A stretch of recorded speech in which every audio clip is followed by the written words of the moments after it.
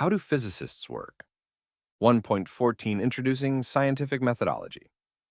Since Galileo, investigations in science have matured.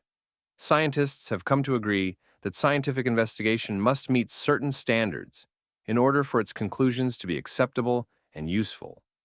Scientists establish these standards to eliminate the possibility that wishful thinking or faulty reasoning take the place of accurate observation and logical analysis. Christian physicists, in particular, should seek to be as accurate and truthful as possible in order to protect their testimonies, help other people, and ultimately give glory to God. Acceptable scientific standards result in a scientific methodology, commonly called the scientific method. While a method implies a particular sequence of distinct steps, this is rarely the way a scientist works. Rather, scientists follow whatever methodology ensures that the applicable scientific standards are met. The following subsections introduce the main components of scientific methodology. 1.15 Scientific questions. Virtually all scientific investigations start with recognizing a problem that the scientist then expresses as a what, where, how, why, or even a when question. Questions occur when the existing theories or hypotheses fail to provide a ready explanation for an observation. For most scientists doing normal science, these questions continually arise as they proceed with their work. As they discover new facts and collect data, new questions arise. However, scientific questions can occur in response to many other circumstances, such as the following. An unexpected observation, such as noting that a new material absorbs all wavelengths of light that shine on it. A pattern noted in numerical or physical data, a prediction made by a theory. A need to solve a technological problem, such as developing a cheaper and faster microprocessor. A desire to develop a more accurate and less invasive medical diagnostic method. There is nothing mysterious about how a scientist arrives at scientific questions. The greater challenge for the scientist is to choose which question to investigate in order to find an answer. 1.16 Hypotheses. In response to a scientific problem, a scientist states a hypothesis, a tentative best guess at an explanation for the observation. It is a starting point for conducting an investigation and provides the direction for finding the solution. It immediately allows for collecting certain kinds of data while logically eliminating the consideration of other kinds of data. Note that a scientist's underlying biases influence his forming of a hypothesis. Creationary scientists have a different set of presuppositions than do naturalistic scientists. Hence, it is not surprising that these two groups of people often form different hypotheses to explain the same phenomenon or data. In empirical science, a good hypothesis has several important qualities. First, the hypothesis must be reasonable. It should not suggest, for instance, that a scientific principle depends on one's geographic coordinates or on what day of the week it is. Second, the hypothesis must be testable. Scientists test hypotheses by making predictions from them that additional observations and experiments can either prove or disprove. A hypothesis that cannot be tested is not empirically scientific, even though it may be true. No hypothesis regarding the origin of life is scientific because it cannot be tested. However, special creation, as described in the Bible, is more reasonable than other origins hypotheses because the probability of life coming into existence spontaneously is nichingly small. Third, the hypothesis should not contradict established principles. This qualification may be disregarded if the new hypothesis explains observations better than the older theory. For instance, Einstein's general theory of relativity explains anomalies in Mercury's orbit around the Sun better than did the standard application of Newton's law of universal gravitation. The hypothesis may also contradict established principles if it restricts the older theory to special cases. Einstein's special theory of relativity restricts the applicability of Newton's laws of motion to objects traveling at speeds much less than the speed of light. Fourth, the hypothesis must explain all current observations and predict new ones. This constitutes the goals of normal science: to relate known data to newly discovered facts according to the current scientific paradigm and to point the way for future research. The kinetic molecular theory of heat explains all the known facts about heat. It also predicts that heat involves a form of energy that is interchangeable with other forms of energy. For example, a certain amount of electrical energy should always produce the same amount of thermal energy. The prominent 19th century inventor James Joule later confirmed this prediction through a series of experiments.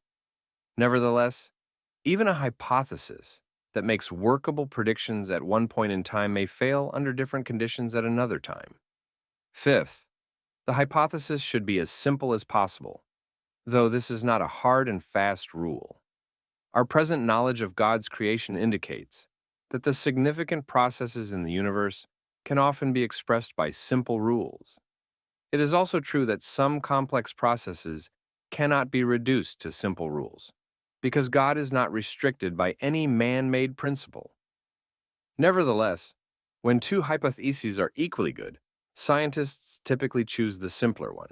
1.17 Testing hypotheses, observations. Before a scientist begins testing his hypothesis, he reviews other scientists' work that is related to the problem he is investigating.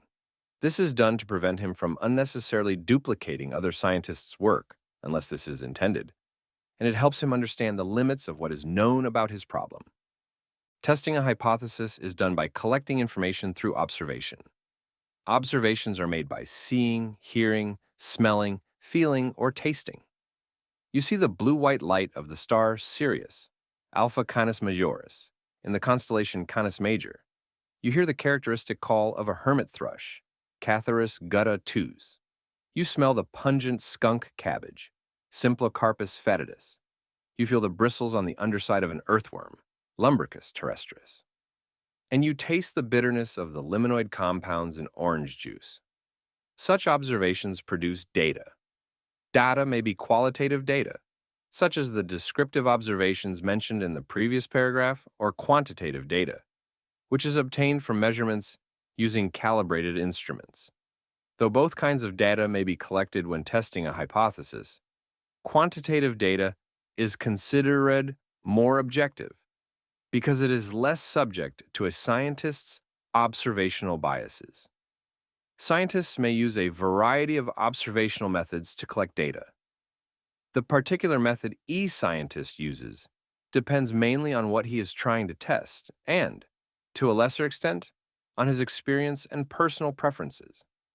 Observational methods may include a survey of a population of organisms or objects in their natural setting. A scientist might make a collection, representative samples of items, to identify the limits of variation within a population.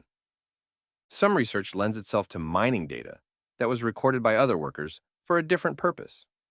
Data mining can often be accomplished within tabular data sets by using a computer program. Sometimes data can be obtained only when the opportunity presents itself. Examples of such occur. Renses elude observing a rare type of supernova, analyzing the action of a tsunami, or investigating the outbreak of Q rare disease. The most familiar and probably the most common test for a hypothesis is the experiment. In an experiment, a scientist attempts to demonstrate a cause-effect relationship between two or more phenomena. In a controlled experiment, a scientist artificially controls one or more variables to determine how they affect the single experimental variable that he is investigating. Controls are important for determining cause-effect relationships. Another advantage of the controlled experiment is that the same or different scientists can repeat the test exactly. Finally, on rare occasions, a scientist might resort to informed trial and error, in which a series of potential solutions to a problem are tested and eliminated. This process can be inefficient, but has resulted in the discovery of some important technologies. Before a scientist collects data to test a hypothesis or extend the limits of a theory, he must determine the minimum amount of data required to make his results statistically significant. A scientist can draw only tentative conclusions about the subject of his investigation if, for instance, he records only a few data points during an experiment. 1.18 Sharing scientific knowledge. A scientist's confirmed hypothesis or new discovery doesn't benefit anyone if he doesn't tell anyone about it. More importantly to the scientist, if he doesn't publish his findings, he will not be given credit for his discovery. It is possible that another scientist may publish his own findings on the same subject first. Thus, reporting the results of scientific research is an integral part of scientific methodology because it serves the interests of the general public, other scientists, and the researcher himself. After collecting and analyzing the data, a scientist produces a public report of his scientific research. He writes a comprehensive paper describing the scientific problem and the data collection methods, including, if applicable, detailed descriptions of the experiments and equipment. He then carefully discusses his conclusions and the reasoning behind them. The report usually concludes with suggestions for further research. If the investigator is a junior scientist working under a senior researcher, he will normally submit his report to his superior, who will then edit the report and suggest improvements. When a scientist is ready to publish his research, he submits his paper to one or more scientific journals that publish research in his field. Often the journal editor will request from the scientist a list of other scientists who are qualified to review the report before it is published. This part of the publication process is called the peer review of the work. Good scientific methodology requires that all research be peer-reviewed prior to its publication to give some assurance that the work is valid and adheres to the highest scientific standards. Scientists who critique a work provide comments and suggestions to clarify the work's methods or to revise its conclusions. Reviewers can recommend that a report be rejected because it is fundamentally flawed in some way. This occurs if the scientist uses invalid reasoning or if his conclusions are inconsistent with the data. After successfully completing the peer review process and making the suggested corrections, the scientist publishes his report.